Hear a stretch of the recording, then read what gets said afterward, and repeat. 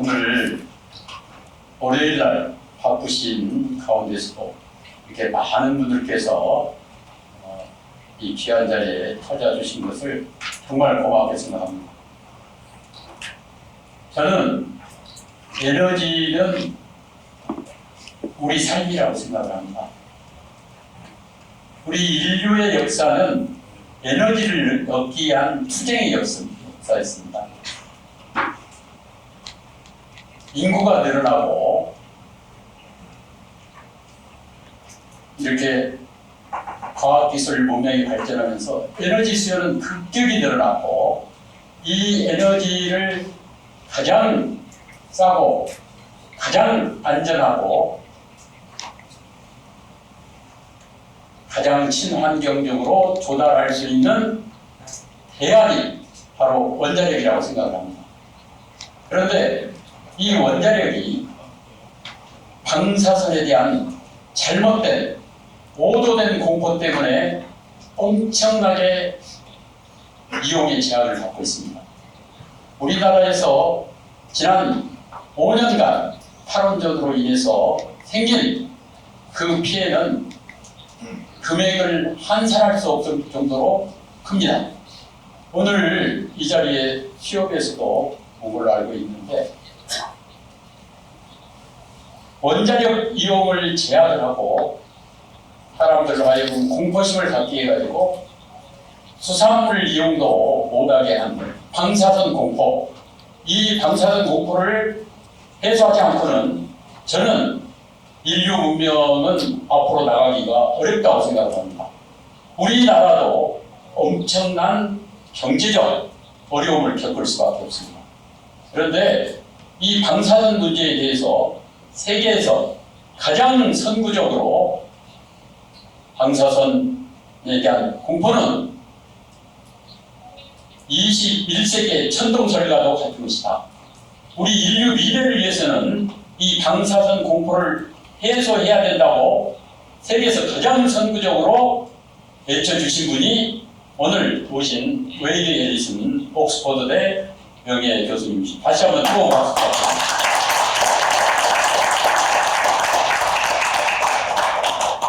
웨이드 교수님께서는 1941년생으로 올해 82세의 노부이십니다. 그 노부를 이끌고 12시간이 넘는 비행기를 타고 우리나라에 오셨습니다. 왜? 우리나라는 원자력의 역사에 있어서 엄청나게, 이게 우리나라 자체적으로도 중요하고 세계 인류 문명에 있어서 우리나라의 원자력이 갖는 위치가 그만큼 지대하다. 그래서 한국 사람들에게 원자력, 방사선에 대한 잘못된 공포, 이걸 조금이라도 해소할 수 있다면은 한국에 기꺼이 가겠다 해서 그제 입국을 하셨습니다. 오늘 이 웨이드 앨리슨 교수님의 그 귀한 말씀을 통해서 우리가 또 우리 국민들이 방사선 공포 해소에 조금이라도 어떤 계기를 갖게 된다면은 더할 역시 기쁨이고, 또 웨이드 앨리슨 교수님의 이런 심포지엄에 맞춰서 정원규 강동 경희대병원 교수님, 그리고 김병혁 호남의 서울대병원 교수님께서 그동안에 방사선은 조금만 쬐도 암에 걸린다는 기존의 그런 천동설 같은 미신을 깨뜨리는 그런 발표를 해주시기에 이 자리에 오셨습니다. 제가 하고 싶은 얘기는 참으로 많지만은 오늘은 제 얘기를 들을 게 아니고, 오늘 웨이드 교수님과 우리 정원규 또 김병혁 교수님, 또 오늘 대담을 이끌어 주실 우리 강건욱 교수님의 말씀을 조금이라도 더 듣도록 하기 위해서 제 말씀 여기서 마치도록 하겠습니다. 정말 감사합니다.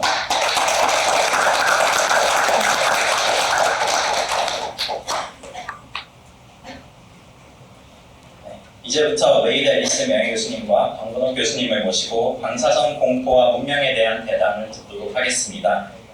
웨이드 앨리슨 교수님은 1941년생으로 1960년 캠브리지 대학교에서 자연과학으로 박사학위를 받으셨고, 그 후 물리학과 수학, 입자 물리학을 연구하셨습니다. 미국 아르곤 국립연구소에서도 2년간 연구 활동을 하셨습니다. 1976년 옥스퍼드대학교에서 물리학과 강사로 교단을 선 뒤 교수 직함을 받으셨습니다. 교수님은 옥스퍼드대학교에서 2008년 은퇴하셨지만 연구, 저술, 강연 활동을 계속하고 계십니다. 2010년에는 페블 칼리지의 명예교수로 선임되셨습니다. 저서로는 Nuclear for Life, 생명을 위한 방사선, Fundamental Physics for Probing and Imaging, 관찰과 이미지를 위한 기초 물리학, Radiation and Reason, 방사선과 이성 등이 있습니다. 특히 Radiation and Reason은 사단법인 화질과 과학 네트워크 이 자리에 계신 박문옥 교수님과 따님 강유현님 그리고 카이스트 조규성 교수님의 도움을 받아 공포가 사실을 집어삼켰다는 제목으로 국내에 출간하기도 했습니다. 웨이드 앨리슨 교수님을 큰 박수로 환영해 주시기 바랍니다.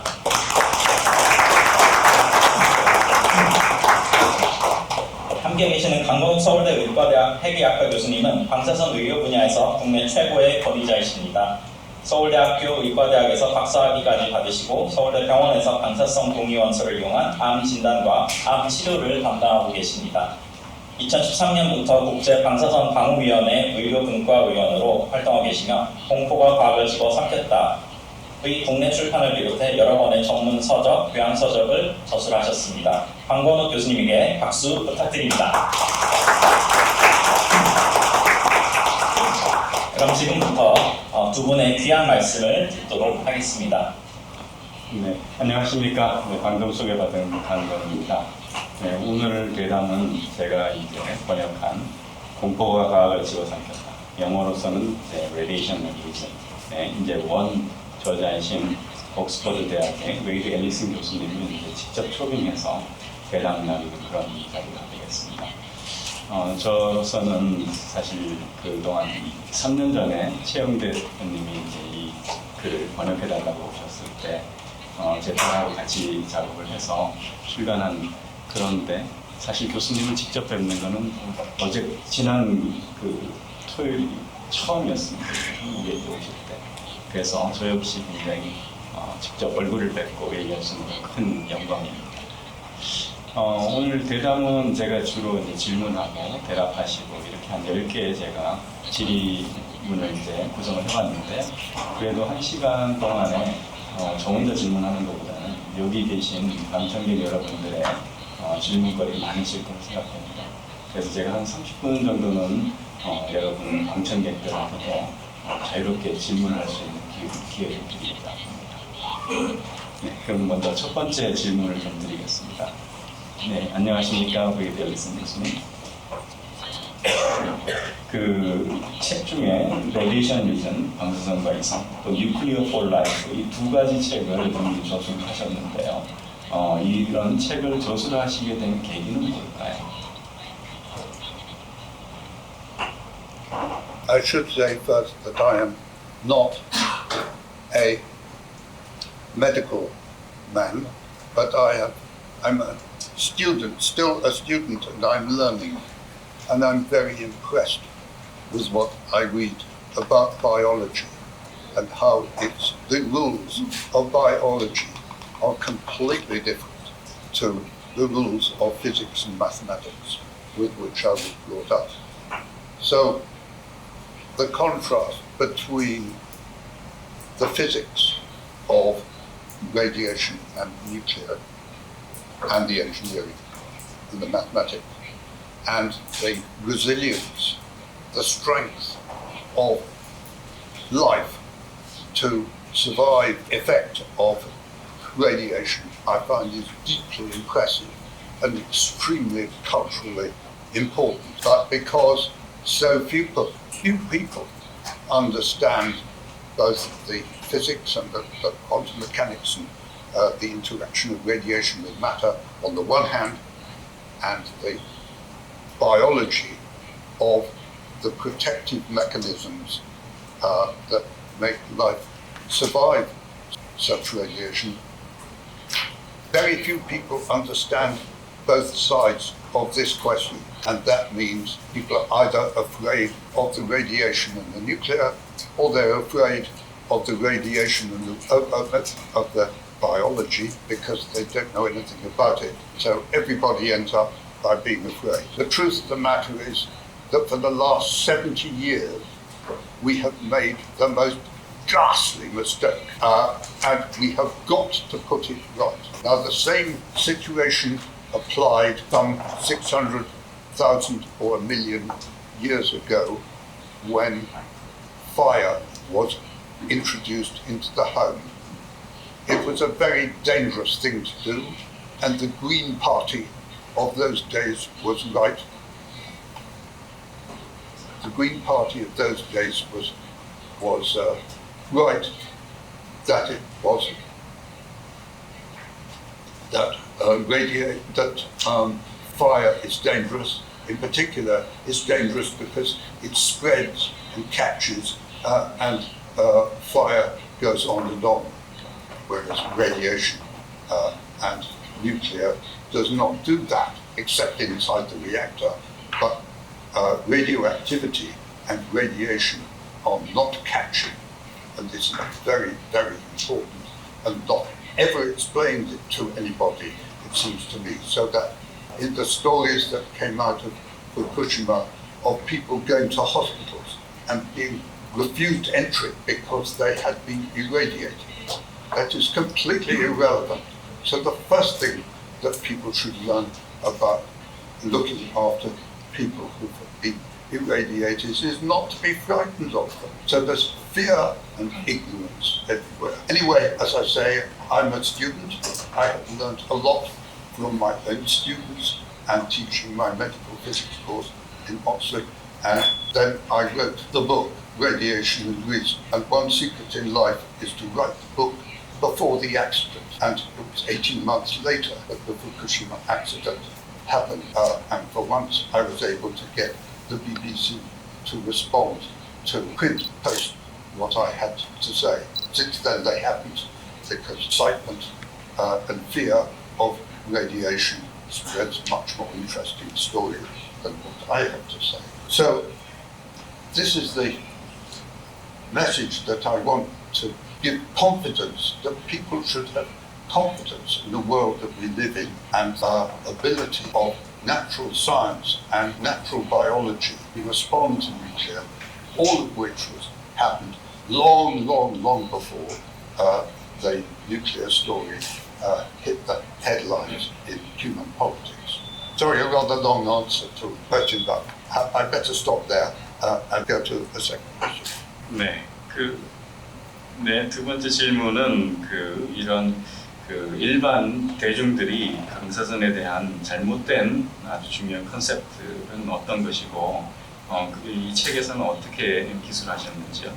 Well, I think the first thing is to realize that although nuclear and physical radiation is a mathematical physical science which is determined by quantum mechanics and mathematics and so on, biology is not. So people must learn to study more than one subject.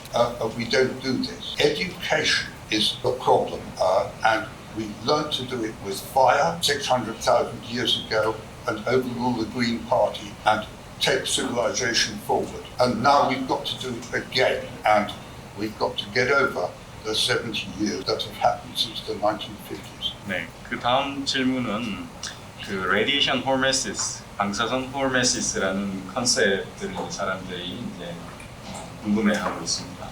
그래서 이런 어떻게 이제 이해를 할 수 있을까요?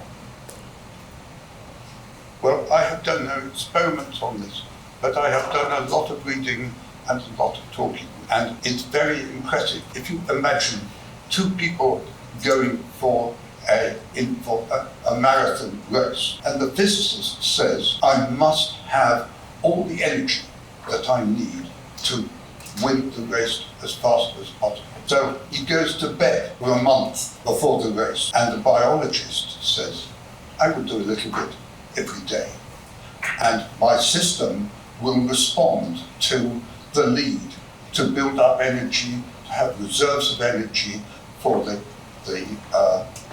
whole cellular structure to respond to the impact that it's going to have from the actual race. And you know who won the race? The physicist was taken away in an ambulance halfway through the race. And it's the same with radiation. it's the experience of radiation which feeds and exercises the cellular biological mechanisms which repair the effects of radiation. And they need to be stimulated and exercised like the biologist going on his marathon. So, as I understand it, hormesis is this exercise of the repair and replacement of cells and DNA and so on, and various mechanisms, that there are lots of them, and Nobel Prizes being given every year or two for people who have understood more about how these mechanisms work.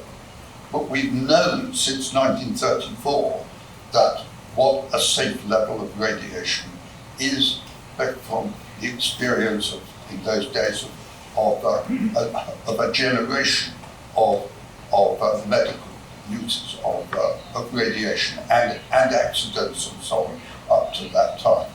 So that is what I understand about radiation hormesis. There isn't anything like that in physics and engineering.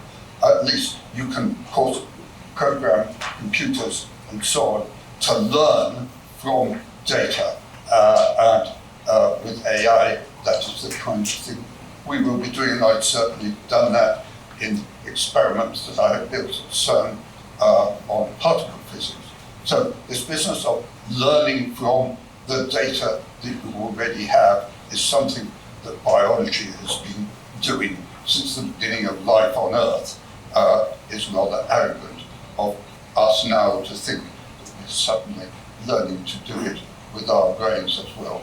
Well, in the 1950s, and so I was 12 then, but 12 or 13 then, there were very nasty things going on in America with Senator Joseph McCarthy, who taught people that everybody was potentially a spy for Russia, and there was fear and dread and imprisonment, and it was a dreadful time in human relations. It came just after the Korean War, which didn't help either. And in those days, the understanding of what was safe about radiation went through a terrible change, and that change was justified by the so-called linear no threshold model. Now, biology is not linear, it's not mathematical, it doesn't really respond to those kinds of ways of thinking. That's a physicist's way of thinking, and physicists, even me, don't really belong in this area. The LNT model is an attempt to impose mathematics on a non-mathematical system. I'd rather like we see stock market people plotting the price of a stock going up every day, and they fit curves and say what it's going to do tomorrow. I think we all know that that's not really very serious, and the same thing with house prices. So we know what the misuse of mathematics looks like, and this is another case of the misuse of mathematics. It doesn't mean to say there isn't a serious question about how safe radiation is, and that is a question that I attempted to answer in Radiation and Reason, and I think what has happened since then has showed that I got it about right. In fact, I didn't know at that time that in 1934 the ICRP had in fact agreed internationally levels of radiation which we now know, because it's compatible with all data that exists, are pretty safe and sensible ways to work things. Rather like with when we set in dangers of traffic accidents, we set a speed limit, and we know that old people and blind people and children need to have special help to be made safe with those speed limits. But the speed limit is the thing that we need to make radiation safe. So I think the regulations do need to be revisited. I think nuclear will go on being supposedly expensive until we have realistic levels of radiation which will tell us, for example, that nobody was going to die at Fukushima, and there should have been no evacuation, at least not beyond the first week or 10 days, while it was established what had happened. 네. 그 다음 질문은 이제 기후 변화를 이제 생각하면 그 원자력 발전이 이 깨끗하고 또 지속 가능한 에너지로서 이 글로벌하게 하는 변화, 에너지 변환에 대한 역할은 어떤 거라고 생각하십니까? As a scientist who teaches and learns all my life, the most important thing is to say, when you don't know something, you say, I don't know. I don't know about climate change. I know that something is happening. I see the ice is melting. Of course, geologically, we see that in the past there have been such changes before, but unfortunately, when there were those changes before, often life was wiped out for a period. So there's not much help that it has happened before. Maybe it is caused by human activity. Maybe it was just started by human activity and is now going on anyway. I see no chance that in 2050, whatever we do, that it will go back to the way we remember it. So we've got to look seriously at how we live on a planet where the climate is changing and we can't do very much about it. That means that we need energy because we have no life without energy. And if you write down looking at the physics of energy, it has to come from somewhere and it has to go somewhere, and you can't make energy. It's just like the waves in a musical instrument.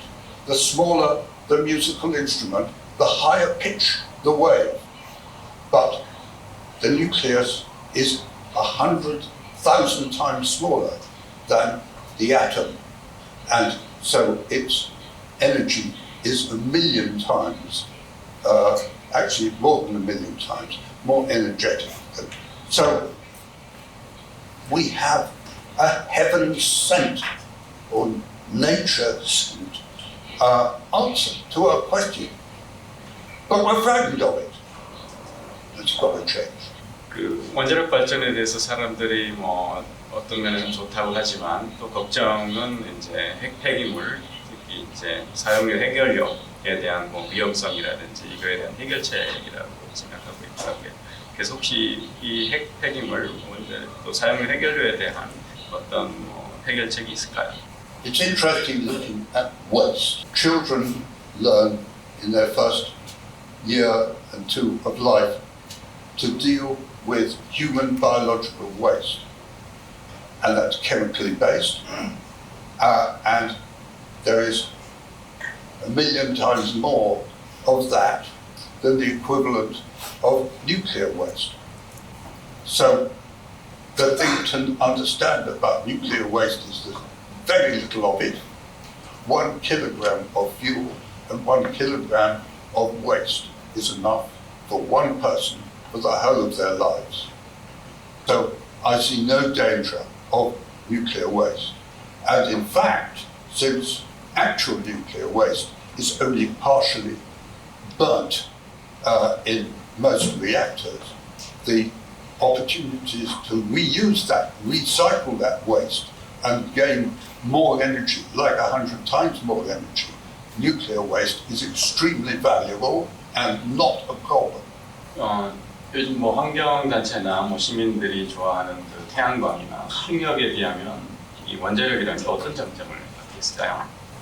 Well, solar, wind and hydropower may be very good for isolated peoples who have no access to any other form of energy. But they are not. They only work 20 or 30% of the time, and they're very destructive of the environment. We will have to continue to use fossil fuels until all of our nuclear is ready. And that involves two things. One is the development of more kinds of reactors, not only the ones that Korea is already building and selling successfully to other countries, but also the small modular reactors, of which there are many, many kinds coming up to fruition now. That will take 20, 30 years to send those around the world. But I put it to you that the education of the public to accept these will take longer than that. It's the educational line that will limit the speed at which we can introduce nuclear power. 그 원자력이 이제 그럼 널리 퍼지려고 그러면, 널리 받아들여지려면 어떤 것이 가장 큰 허들, 베리어고 그걸 어떻게 극복할 수 있을까요?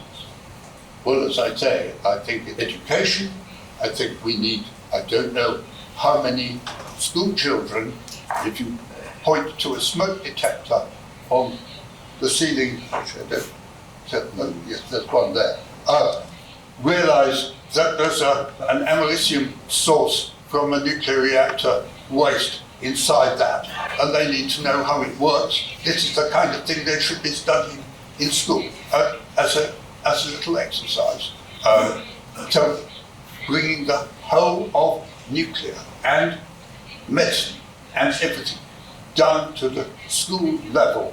And I'm not here representing Oxford or the Korean Nuclear Society, although thank you very much for inviting me, or KERI. I'm here because I want my children, my grandchildren, to live in a nuclear world. 시간이 다 돼서 여기 참여해주신 그 우리 웨이드 앨리슨 교수님 감사드리고, 또 여기에 적극적으로 질의응답해 주셨던 방청객 여러분들 감사드립니다. 네, 이것으로 대담 마치겠습니다.